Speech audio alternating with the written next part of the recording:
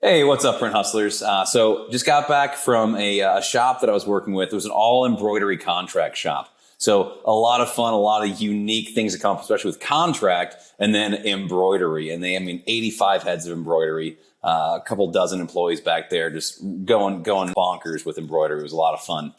So implementing Printavo and getting them up and running definitely had some unique challenges that were a lot of fun to overcome together and build processes out to make those things successful. One thing that was a big standout to me that was like, oh, this is a great success here, is the way that was working is the people in production, when they were done with an order, they would have their next one handed to them. They would look at everything. They'd then grab out of a pile of different thumb drives, jump drives they'd have. They'd grab one, go up to the salesperson, hand it to the salesperson. The salesperson would then take that thumb drive, plug it into their computer, and then go look for that email where the customer supplied the DST file, drop it on the thumb drive. They then take it back, walk all the way back into production, and plug it into their machine to go in, right? Well, we fixed that right away, right? So now all the orders are going right into Printavo, and we're using the production files upload to upload that DST file right there. Oftentimes the customers, well, not as often as they'd like, but sometimes the customer would also provide the EMB file, which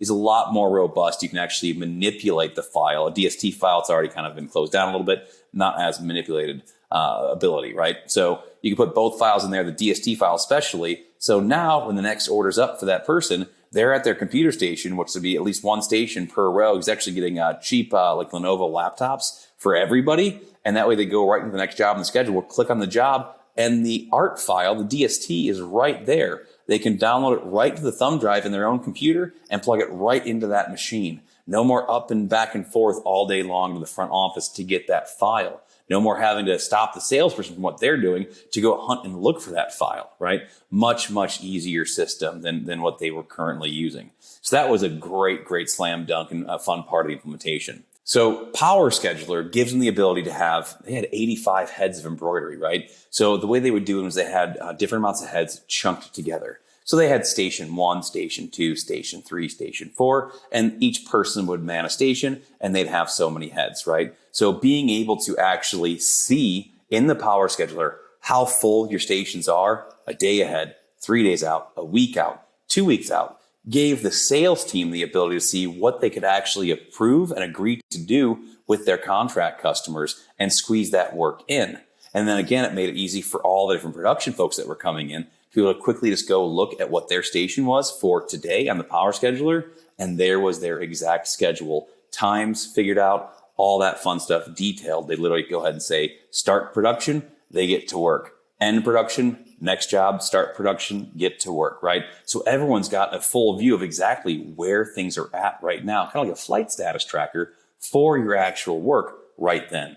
So the ability to see how full you are and schedule against that, and also to be able to know, oh, I can't take this job because I'm too busy, or maybe for a rush charge, I can do that, fit it in here. It gives you full optics, no more gut instinct on can I do this? And oops, we have to stay late now and not go see our families in the day. We got to work late for this job. Now you actually can predict this and start playing offense on your schedule. So it made a big difference in the shop, like it does for all the shops that are implementing the Power Scheduler.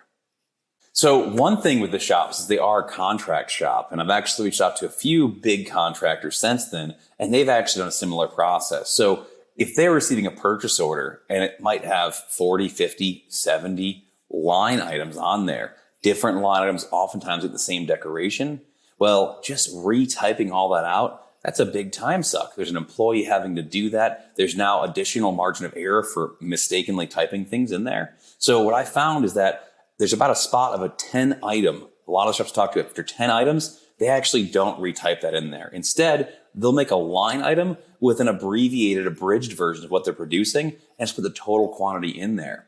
In those cases, they're oftentimes still printing out the work order. So they're stapling the detailed PO on the backside of that. It's just a breakdown of the details, but you're not spending as much time actually typing in and again, opening up additional margin of error for mistypes and things like that into the system. So again, after a couple shops I talked to, it seems like 10 is that spot that a lot of them are going with. If it's less than 10, retype them. If it's more than 10, just go ahead and abridged version and staple to the back. I think it's a really smart use of their time, especially for contract shops, because honestly, you're playing a different game. You're already getting paid less. You shouldn't be having to do more work. So I liked that solution to help make sure that you're getting shirt done, things are going through, and you move on to the next one. So overall, there really isn't a whole lot of difference. If you're an embroidery shop, a screen print shop, doing both, the process is very much the same. The quote process, the approval process. If you're a contract shop, you might not be going through the approval process. You might just go ahead and go straight from entering the quote right into pre-production, right? But otherwise, you're still utilizing the tools and the functions the same. If you're a screen printing shop or an embroidery shop, the power scheduler is still your key to success for understanding capacity and scheduling against that. So overall, very similar from going into a shop that's screen printing or embroidery or has multiple decoration types. We can break those decoration types up in the power scheduler and look at what we're actually trying to get on press that day. So very similar in either process, and both work great. Hopefully you found this video helpful. I would love to learn more about how you use Printavo and its tools. Be sure to leave a comment below and like and subscribe for more videos like this. Thanks so much. Talk to you soon.